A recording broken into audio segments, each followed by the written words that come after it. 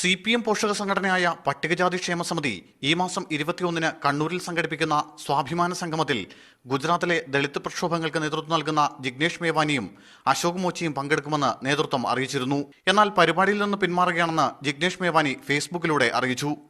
പട്ടികജാതി ക്ഷേമ സമിതി CPMന്റെ പോഷക സംഘടനയാണെന്ന കാര്യം തനിക്ക് അറിയില്ലായിരുന്നുവെന്നും ഇക്കാര്യം സംഘാടകർ തന്നിൽ നിന്ന് മറച്ചുവെക്കുകയായിരുന്നുവെന്നും ജിഗ്നേഷ് മേവാനി പറയുന്നു.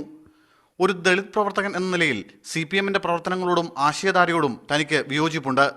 മാത്രവുമല്ല, പയ്യന്നൂരിലെ ദളിത് ഓട്ടോ ഡ്രൈവർ ചിത്രലേഖയോട് CPM സ്വീകരിച്ച നിലപാടുകളിൽ തനിക്ക് ശക്തമായ വിയോജിപ്പുണ്ട്.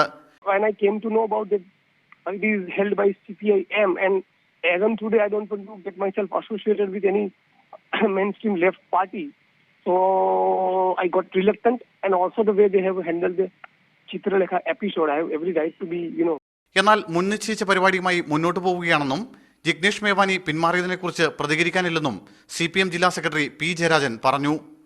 മീഡിയ 1 കണ്ണൂർ.